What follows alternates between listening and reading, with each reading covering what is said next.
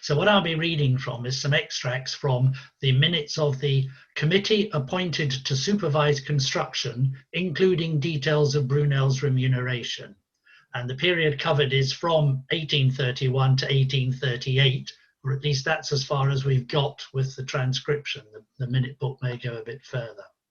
So this committee has some quite well-known names as its members. I don't know how they were selected. Some of them were trustees. This is not the minutes of the trustees meetings.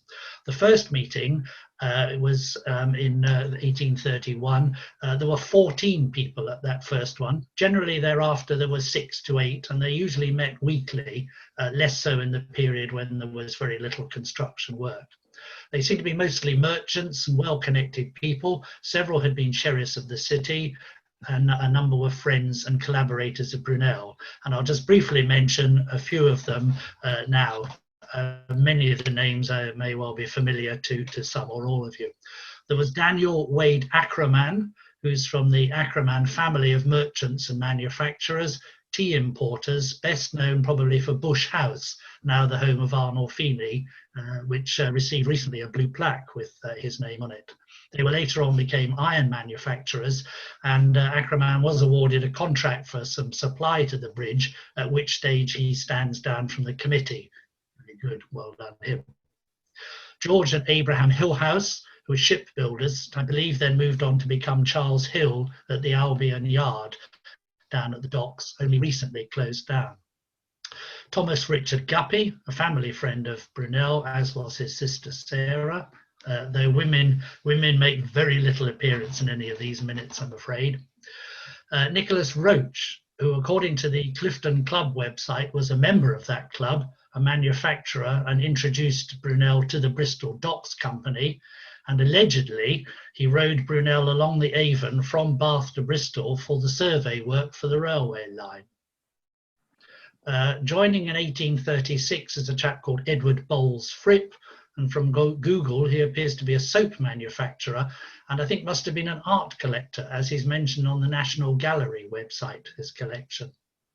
Not a committee member, but one of those who serviced it was Robert Osborne, solicitor, I assume of Osborne and Ward, still going now as Osborne Clark and also Wards. So during this period, as I said, 1831 to 1838, we're only talking about construction of the Lee Pier on the Leeward side, plus some temporary works on site huts. And there's also much mention of the Iron Bar and the Traveller.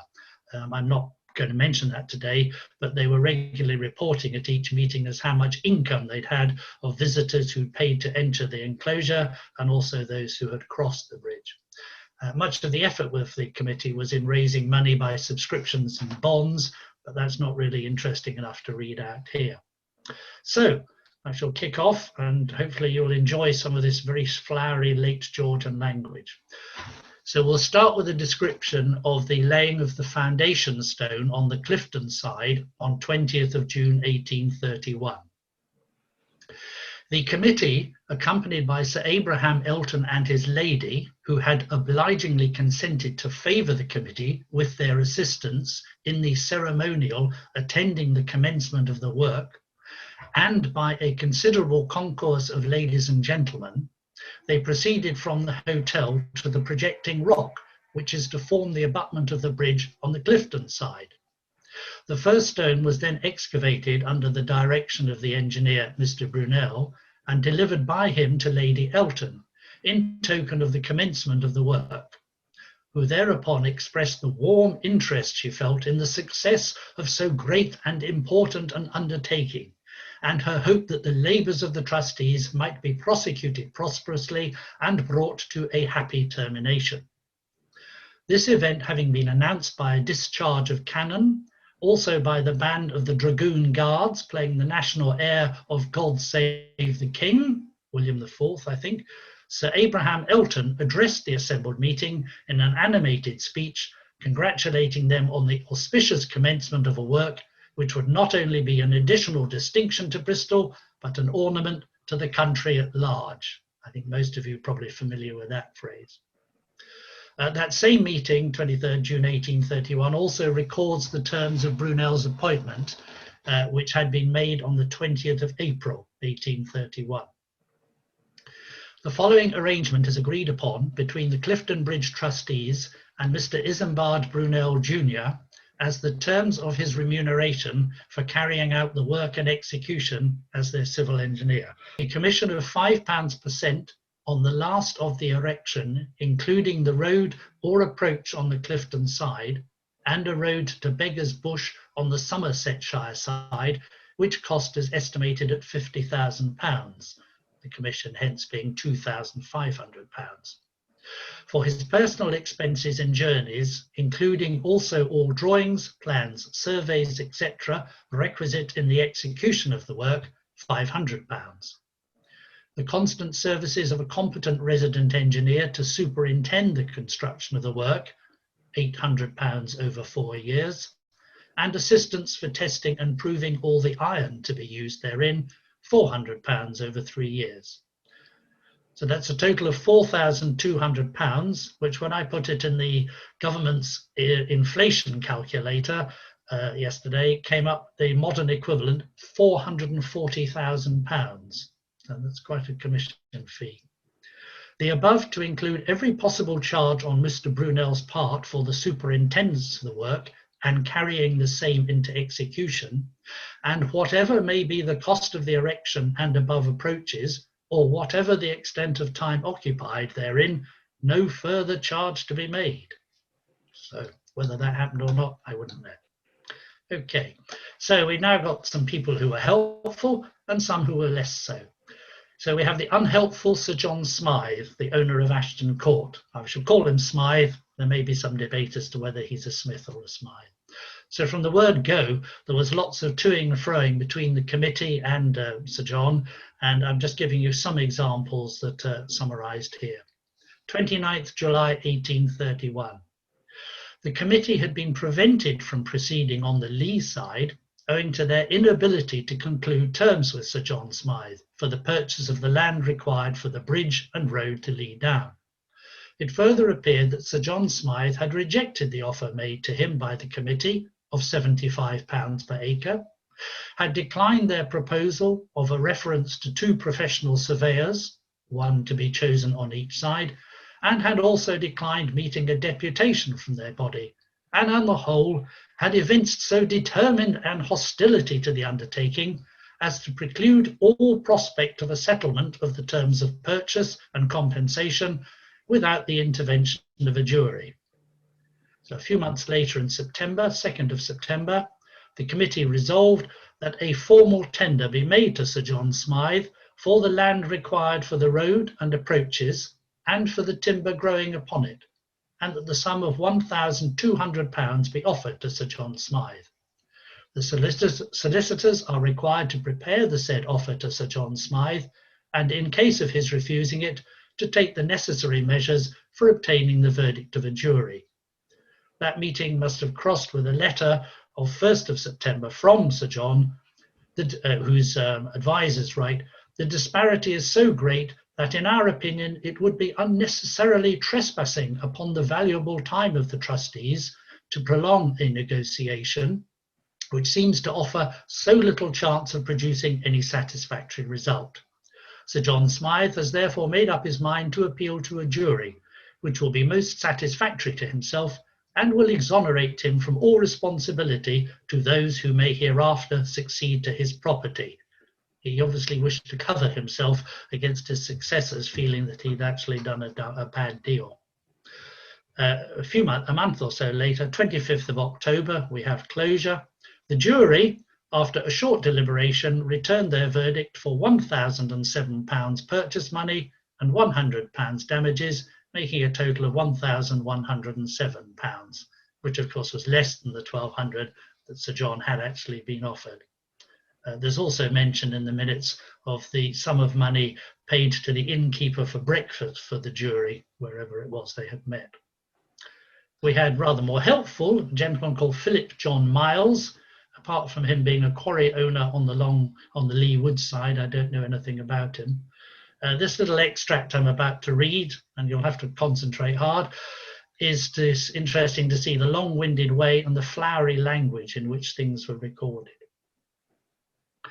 Mr. Brunel's report of your having manifested a disposition to grant to the trustees the very important advantage of a quarry from which the stone necessary for the construction of the bridge may be wanted, on the condition that, by this operation, no injury to your surrounding property should be sustained. And from Mr. Brunel's statement, made after a particular inspection of the premises with your steward, that no possible damage could be committed by such quarrying, the committee begged to express their gratitude for the hope that has thus been held out, and to ask the favour of receiving from you a grant of this indulgence. In other words, we're grateful for your offer of a quarry. Some other helpful suggestions. January 1835, Mr. William West, which I take to be the owner of the Clifton Observatory, attended, and he read his luminous and interesting account he had made to Switzerland and France to view the bridges of suspension in those countries. His opinion upon the preference due to bridges suspended by iron wire cables, accompanied by drawings and strengthened by various arguments of a scientific character, made a strong impression on the committee, who came to the conclusion that the subject was worthy of serious consideration. So far as can be seen at present, the committee think most favourably of the principle, and they authorise the chairman to pass a letter to Mr. Brunel, inviting him to attend the committee in the presence of Mr. West, and to give the committee his best judgment and assistance upon the subject in the further prosecution of the proposition. Subsequently, both Brunel and West attended. Mr. Brunel expressed an opinion that the adoption of wire was objectionable, as being less secure and more difficult of protection, and on other accounts. Mr. West was subsequently paid 30 guineas for his troubles. I think the Brunel was probably correct in that one, based on the likely quality of steel wire production at that time, as it's less resistant to corrosion than wrought iron. I would suggest that if they had changed and gone along with that suggestion, we probably wouldn't be having this talk today.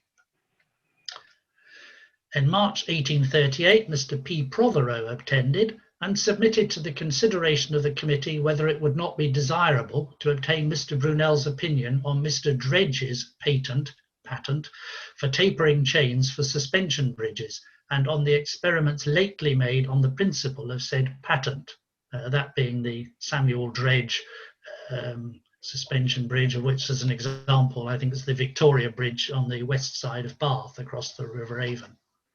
It was resolved that Mr. Brunel be requested to meet this committee on the subject at a time most convenient to himself, and that the secretary do summon the members of the committee.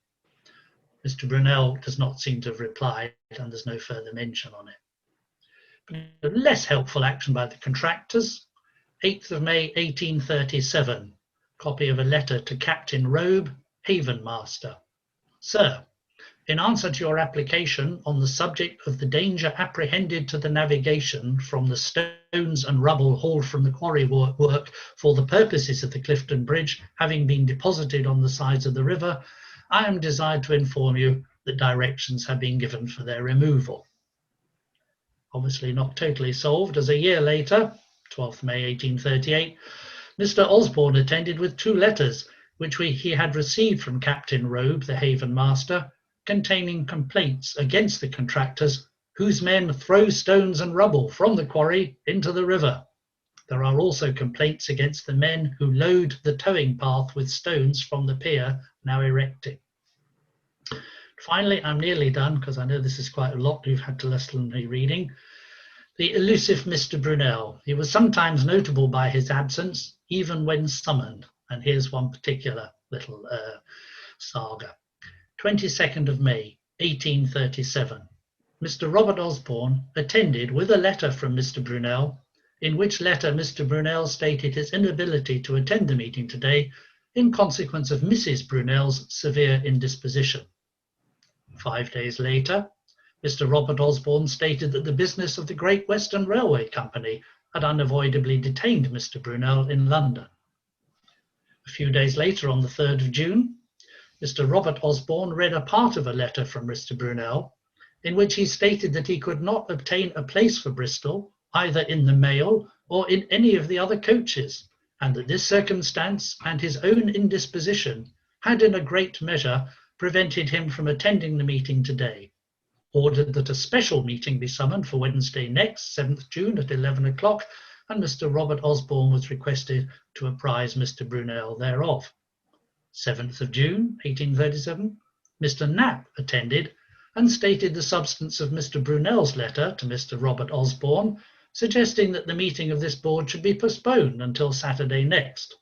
Mr. Knapp was thereupon requested to write to Mr. Brunel, informing that gentleman that this committee feel disappointed at his not meeting them today, and that they have adjourned to Saturday next at 2 o'clock, conformably with his suggestion, under the hope that he will make a point of attending them on that day.